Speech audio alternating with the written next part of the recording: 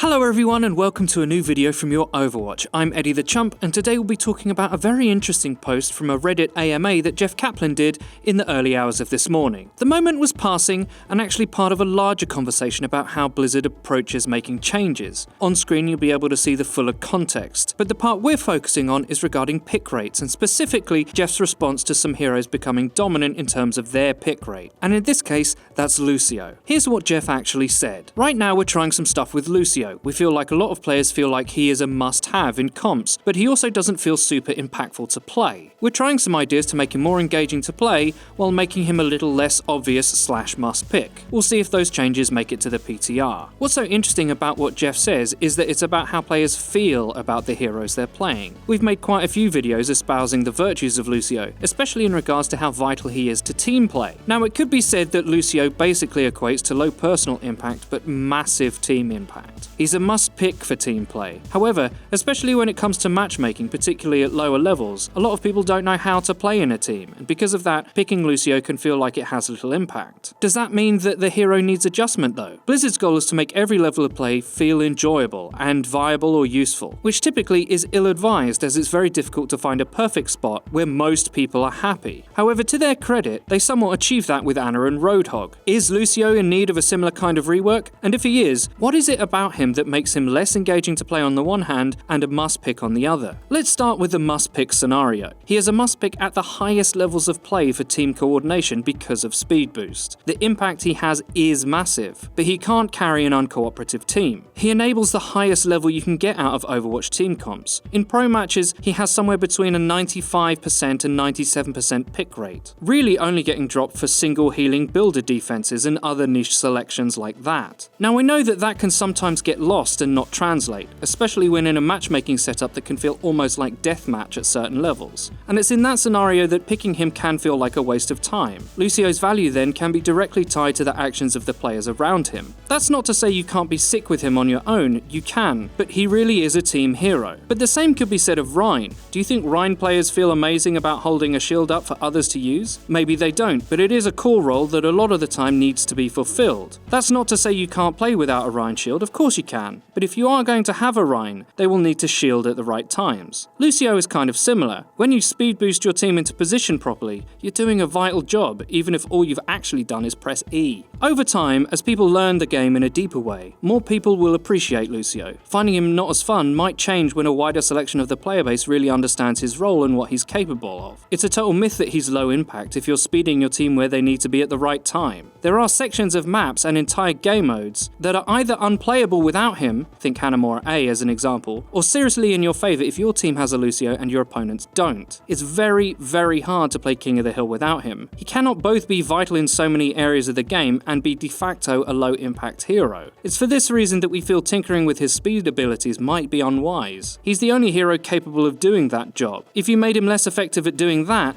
the game would arguably suffer. But if we're talking about his monopoly on the speed dynamics as a specific problem, then we can understand that premise. Because he alone can do this job, does that mean that his high pick rate is a problem? When looked at that way, we can understand that argument. However, the way the game is designed, both in terms of team fights and inherently in map design, not having a hero that can do this job seems like a bad idea. Obviously, having a wider hero cast with overlapping skill sets that differ in unique ways is a more desirable place to be. But as it stands, Lucio is just a core hero to the way the game is actually designed. But what about user experience? I know firsthand what it feels like to play Lucio and have my efforts not capitalized on. Is there something you could do to make him feel like he has more to do more of the time? A good analog for this might be the rework of Symmetra. In that context, they took a hero that Blizzard themselves felt was underwhelming and transformed her into what she is now, a way more active hero in more phases of the game. If the same logic were applied to Lucio, what would that rework look like? Well, one thing that you could do is change the way his gun works. Lucio's projectile is one of the hardest in the game to get constant value out of. It's slow and the correct leading of his shots can be difficult. So what if his projectile was sped up but had its damage reduced? If players were actively trying to hit shots with him more and being rewarded,